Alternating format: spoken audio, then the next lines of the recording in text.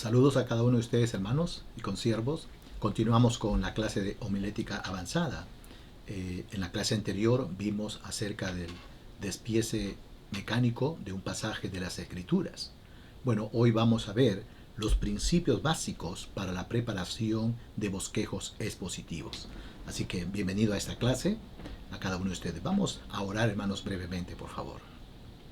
Padre nuestro, te damos gracias nuevamente por permitirnos, Señor, poder estudiar estos principios que nos ayudarán a interpretar tu palabra. Señor, queremos que tu Santo Espíritu sea, Señor, dándonos entendimiento. Haznos comprender, Señor, estos principios que realmente nos ayudan a poder extraer el tema principal del pasaje que tenemos que estudiar. Oramos, Dios, que tú seas guiándonos a cada uno de nosotros en el nombre de Jesús. Amén. Entonces vamos a ver los principios básicos para la preparación de bosquejos expositivos. Principio número 1. Todo pasaje bajo consideración debiera ser cuidadosamente estudiado para comprender su significado y para obtener el tema del texto. Quería decirles, hermanos, que el descubrimiento de un pasaje es una de las primeras tareas que hace realmente el estudiante de la Biblia. Repito, el descubrimiento del tema de un pasaje es una de las primeras tareas que hace el predicador al momento de desarrollar un bosquejo expositivo. Una vez que se haya conseguido el tema principal, por lo general se simplifica el desarrollo del bosquejo. Sin embargo, a fin de hallar el tema principal del pasaje, es necesario estudiar el texto con bastante diligencia. Ahora, cuando examinamos nosotros exhaustivamente el texto, esto nos ayudará a profundizar en las Escrituras. Debemos dar nuestro corazón y alma en esta labor. Significará que tendremos que pasar tiempo en oración y también consistirá de un arduo trabajo con una concentración total de nuestros pensamientos para poder ver la intención del escritor inspirado y ver así el verdadero significado del pasaje. Precisamente es en este proceso de investigación del pasaje que empezaremos más pronto o más tarde a darnos cuenta del tema principal que fluye por la unidad expositiva y de las partes naturales en que puede dividirse el pasaje. Un segundo principio es lo siguiente. Un segundo principio es el siguiente. Las palabras o frases significativas del texto pueden indicar o formar las divisiones principales del bosquejo. Ya hemos indicado nosotros que en muchos pasajes hay propósito especial para la repetición de varias palabras o frases significativas. Y es claro que alguna de estas palabras o frases de un pasaje, en un pasaje dado, aparecen allí donde están para sugerir el movimiento del pensamiento del escritor al pasar de una idea importante a otra. Por ejemplo, podemos ver nosotros Efesios, el capítulo 1, versículos 3 al 14. Cuando nosotros leemos esta carta del apóstol Pablo a los hermanos de Éfeso, especialmente el capítulo 1 del 3 al 14, podemos darnos cuenta lo siguiente.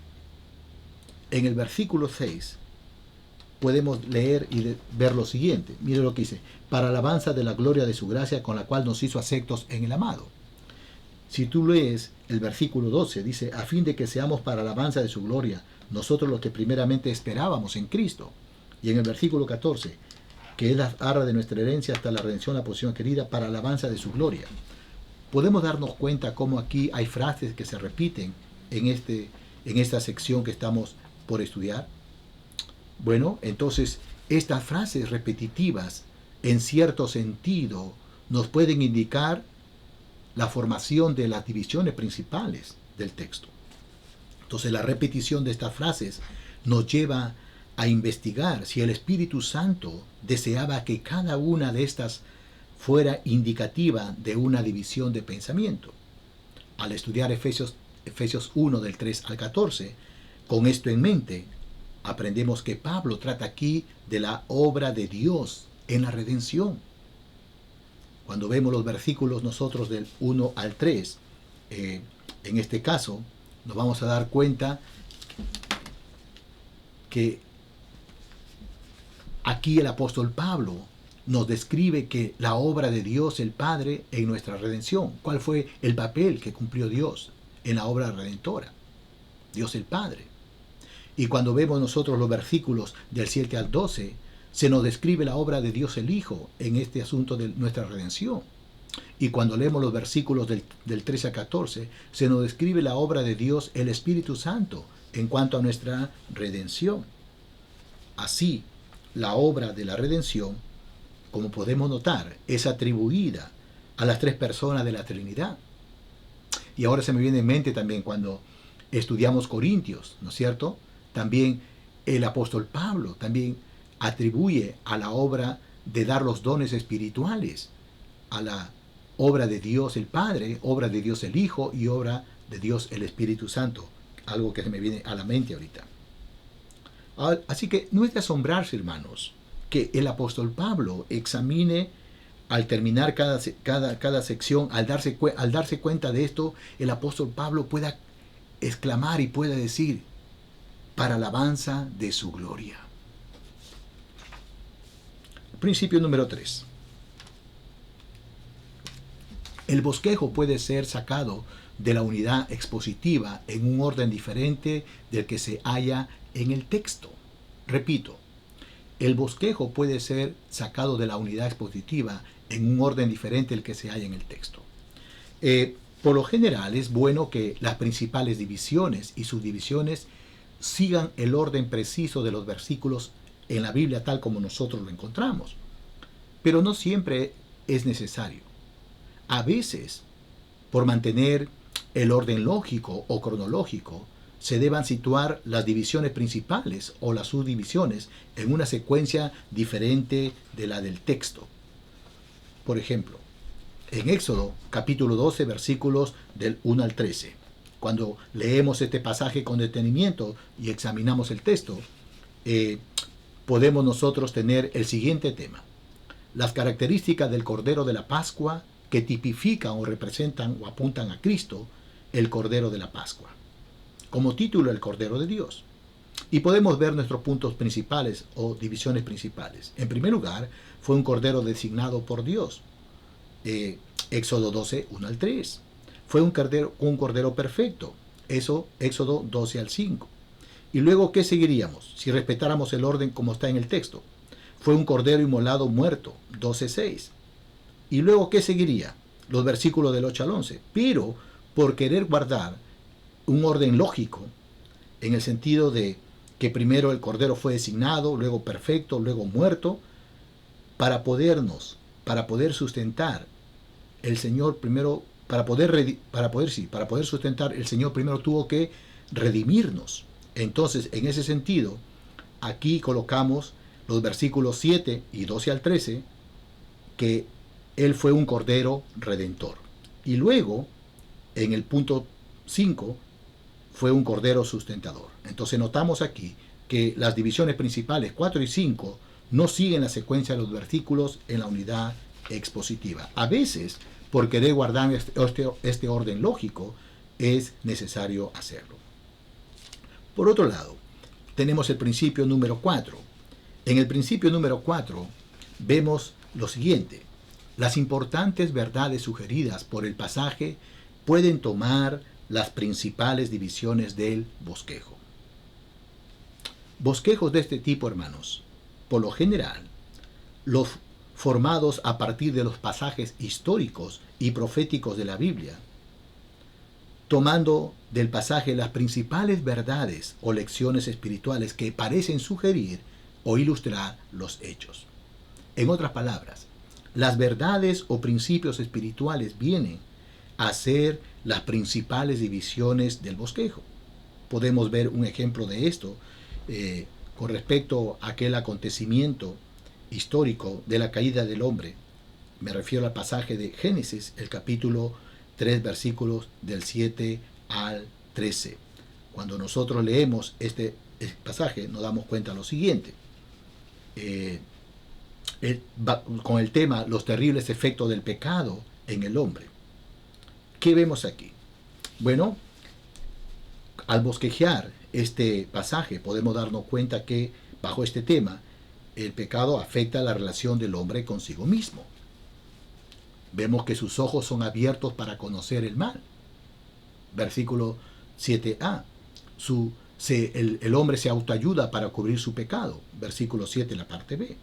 Así que como primer punto principal afecta a la relación del hombre consigo mismo.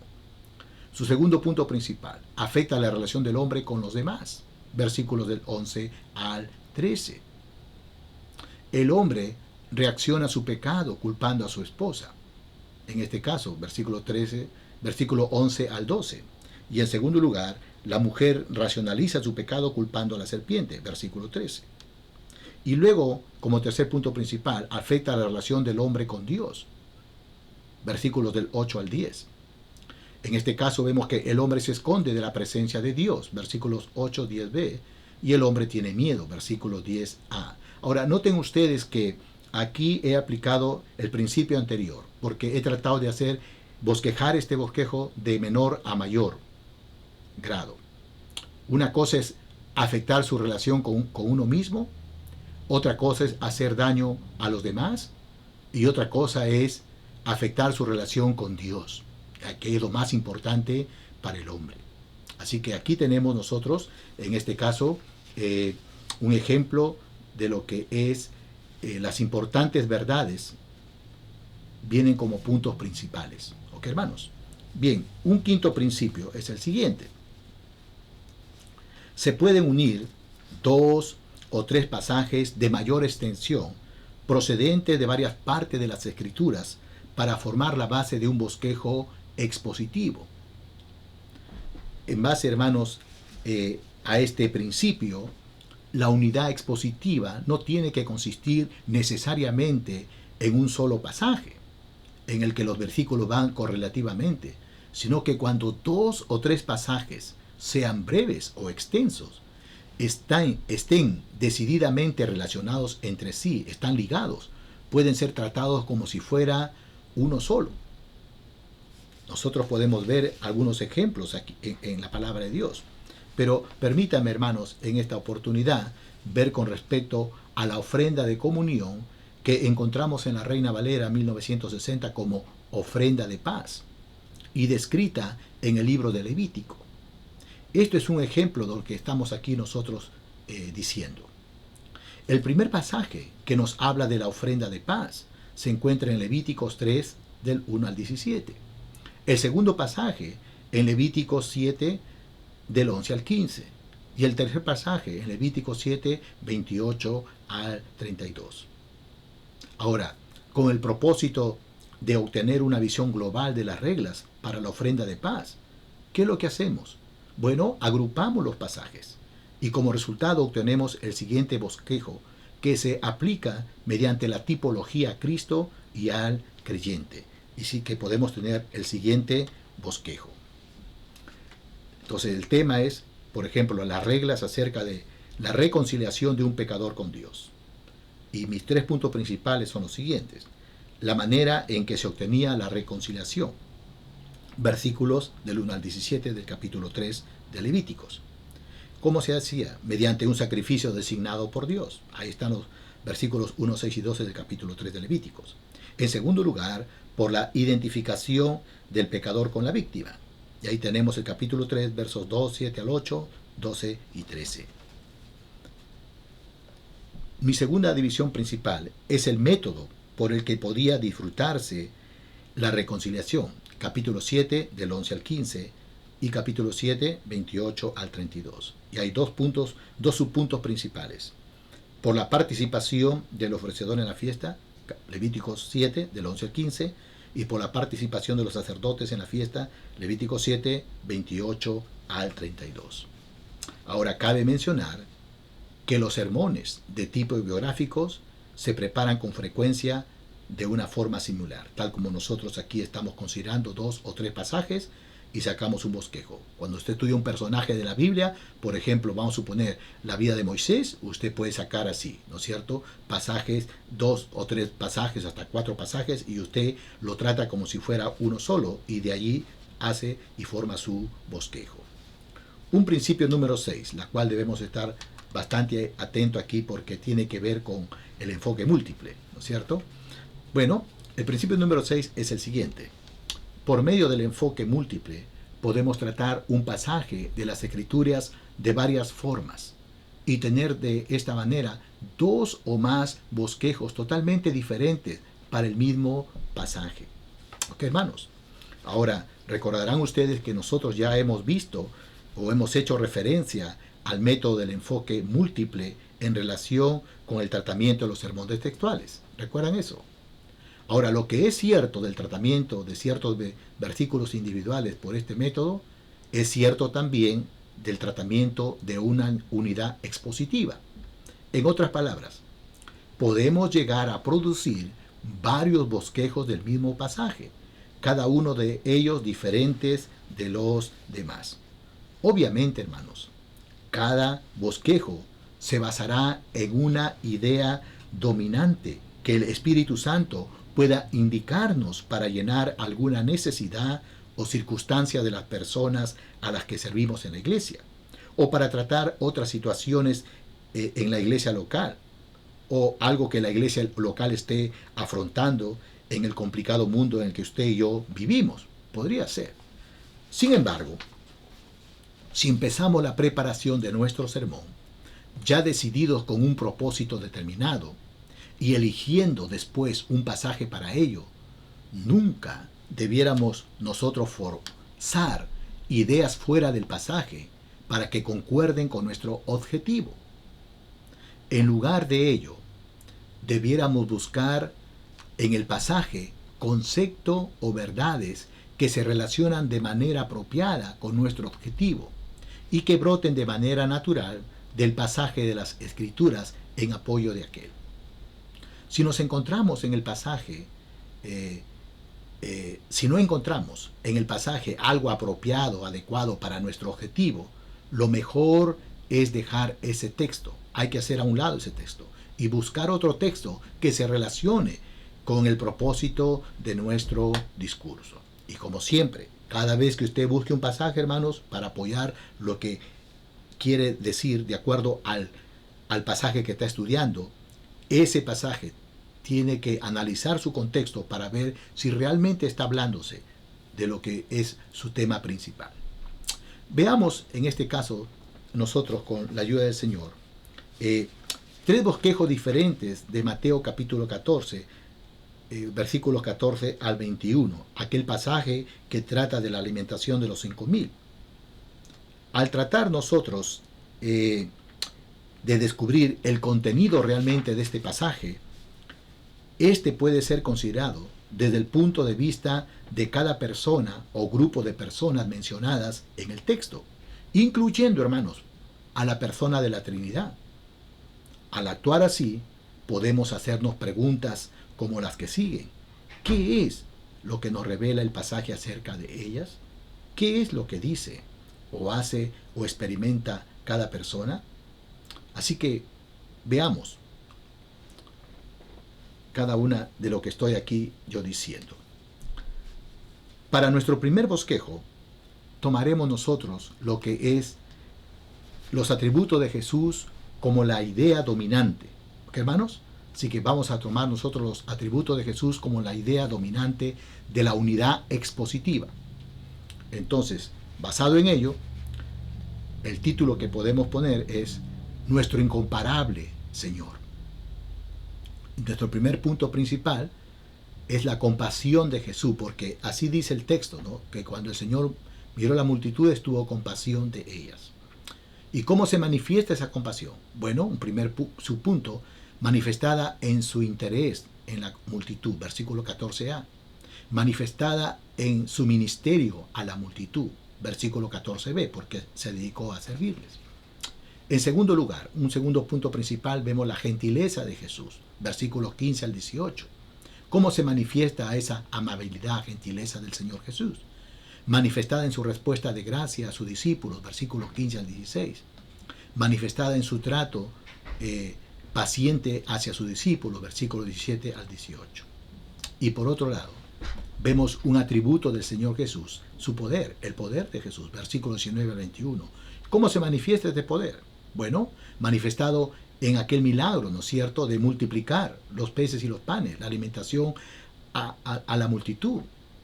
Más de 5.000 personas, ¿no es cierto? El Señor multiplicó los panes y los peces. Versículo 19 al 21. Se muestra ahí su poder. Manifestado también su poder mediante el servicio de los discípulos. Y esto nos habla todo esta gran sección del 14 al 21. Así que aquí tenemos un primer bosquejo desde una perspectiva teniendo en cuenta los atributos de Jesús, como la idea que domina realmente a toda la unidad expositiva. Pero también podemos ver un segundo bosquejo, pero ahora desde otra perspectiva, de Jesús como el que suple nuestras necesidades. Bueno, y si ese es el tema, también hemos dicho que un tema cuando es interesante puede tener el título, el mismo nombre del tema. Así que uno puede colocar acá el título Contemplando cómo Jesús obra, ¿no es cierto? Obviamente tiene que ver esto con nuestras necesidades, a lo menos eso es lo que vemos en el texto. En primer lugar, Jesús interesado por nuestras necesidades, versículos 14 al 16. Segundo punto principal, Jesús no está limitado por las circunstancias en el momento de suplir nuestras necesidades. Tercer punto principal, Jesús suple nuestras necesidades. Y ustedes pueden notar allí los subpuntos de cada punto principal. En el primero, Jesús tiene compasión de nosotros en nuestras necesidades. Un segundo subpunto, se da cuenta de nuestras necesidades cuando otros no se preocupan.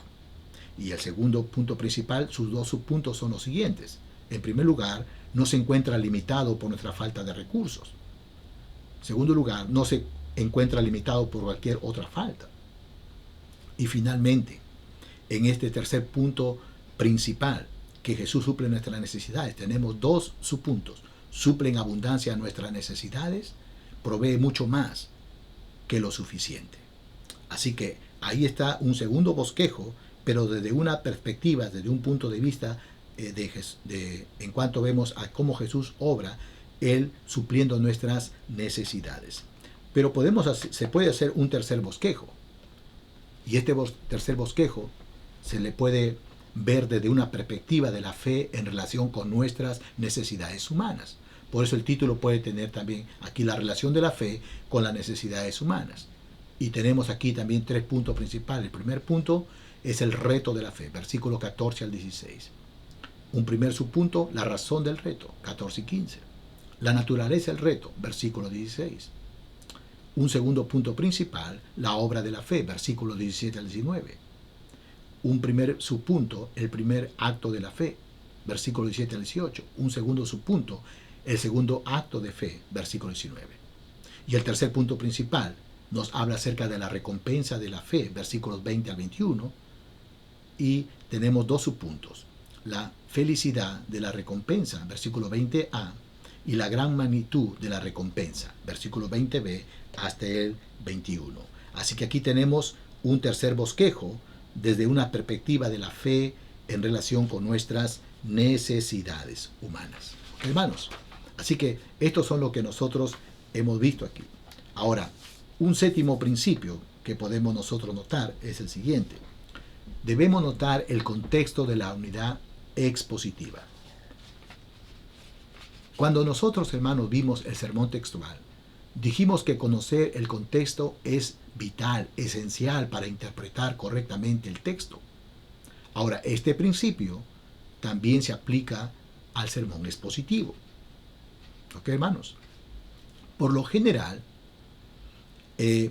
lo que respecta al contexto, tanto el inmediato como el más distante, Su cuidadosa consideración nos será de gran ayuda para la comprensión del pasaje y nos capacitará para ver el texto en su verdadero sentido.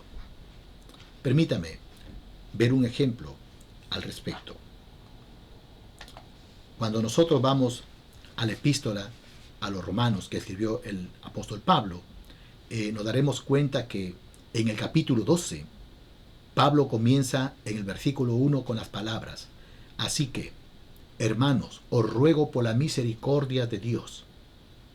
La frase así que nos remite a los capítulos anteriores e indica que las exhortaciones prácticas que siguen se encuentran basadas en las vitales verdades doctrinales presentadas en la sección anterior. Por eso es importante tomar cada pasaje en su contexto, en la unidad expositiva. Un octavo principio que podemos ver es examinar el marco histórico y cultural del pasaje siempre que ello sea posible. Hay que examinar. Ahora, hay ciertas porciones, hermanos, de la Biblia que no pueden ser entendidas de una manera apropiada, a no ser que veamos su referencia histórica, cultural, inclusive yo diría geográfica. Esta regla, por lo general, se aplica a los profetas mayores y menores en la relación que tienen con los libros históricos del Antiguo Testamento y también a las epístolas que escribió el apóstol Pablo con el libro de Hechos de los Apóstoles, básicamente allí. Ahora, permítame tomar un ejemplo del Antiguo Testamento, en este caso, el libro de Jonás. El mensaje de este pequeño libro no puede ser entendido sin relación con Primera de Reyes y Segunda de Reyes, y en especial con Segunda de Reyes capítulo 14, del que aprendemos la trágica condición de la apostasía en la tierra de Israel del norte en los días de Jonás. Como ustedes recordarán, la historia de Israel nos muestra que después de Salomón el reino se dividió, ¿no es cierto? El reino del norte, el reino del sur. El reino del norte, sabemos que Jeroboam había mandado a construir dos centros de adoración, uno en Dan, otro en Betel, y allí colocó becerros de oro, y les dijo a la nación de Israel del norte: oh Israel, he aquí tus dioses, ¿no es cierto?, que te libertaron de Egipto. Ahora, lo que estoy diciendo es esto, hermanos, para poder entender Jonás, porque Jonás fue un personaje que escribió justamente en aquel tiempo donde Israel del norte estaba apostatando su fe con respecto a Dios.